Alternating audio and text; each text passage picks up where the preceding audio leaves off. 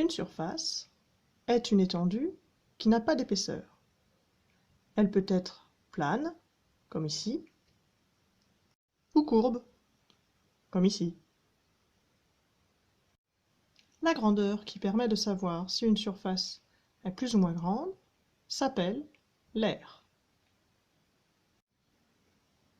Ainsi, cette petite surface a une plus petite aire que cette grande surface.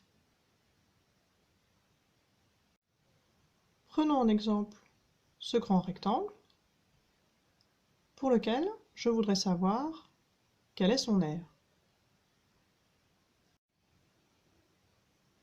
Pour pouvoir déterminer son aire, il faut que je recouvre ce rectangle complètement avec ce que l'on appelle des unités d'aire. Par exemple, je peux choisir de recouvrir ce rectangle uniquement avec ce petit triangle-là, ou plusieurs exemplaires de ce triangle.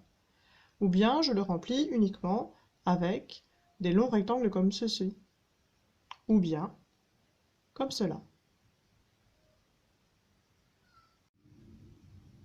Je pourrais dire alors que l'aire du rectangle correspond à un certain nombre d'unités d'aire triangulaires, mais ce serait aussi un certain nombre d'unités rectangulaires longues, et ce serait aussi un certain nombre d'unités rectangulaires plus larges.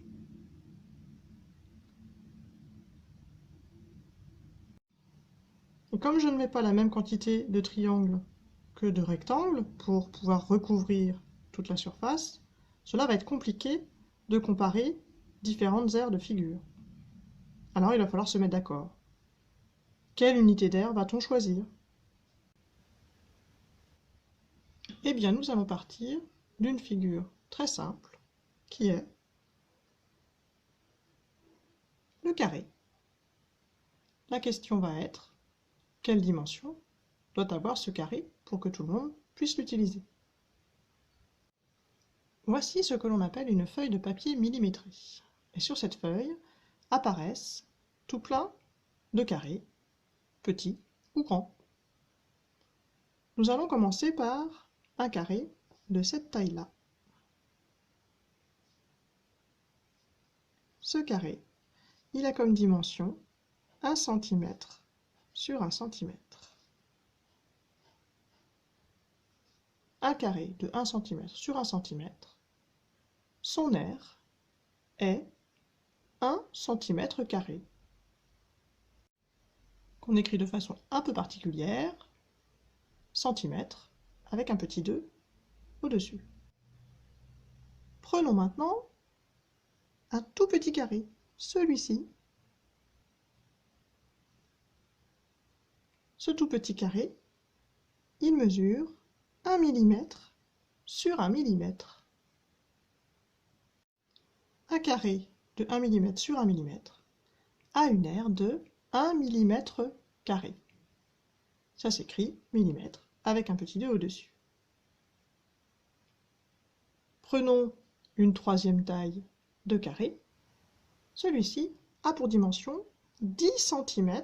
On peut mettre 10 carrés comme celui-là dans la longueur et dans la largeur. Donc 10 cm sur 10 cm, c'est-à-dire 1 décimètre sur 1 décimètre. Son aire est donc 1 décimètre². Regardons les correspondances entre ces trois unités d'aire. Pour faire 1 cm², c'est-à-dire pour remplir cette surface-ci, combien de millimètres carrés sont nécessaires? Eh bien, dans cette zone, il y en a 10 petits carrés dans la longueur, 10 dans la largeur. Ça veut dire que dans cette zone, 10 fois 10, il y en a en tout 100. 1 cm², c'est 100 mm². Et dans ce grand carré, dont l'aire est 1 décimètre², combien est-ce que je peux mettre de petits carrés. Et bien de la même façon, je peux en mettre 10 sur la longueur, 10 sur la largeur, 10 fois 10, ça fait 100 cm². Reprenons le rectangle de tout à l'heure. On voit que son aire est plus petite qu'1 décimètre². Par contre, elle est plus grande que 1 cm² et beaucoup plus grande que 1 mm². Essayons de la recouvrir avec ces petits carrés-là. Je peux déjà en mettre 6 dans la largeur et je peux en mettre 10 dans la longueur. Ça veut dire que si je le recouvre complètement avec ces petits carrés, 10 fois 6, je vais pouvoir loger 60 petits carrés de 1 cm sur 1 cm. Donc ce rectangle a une aire de 60 cm².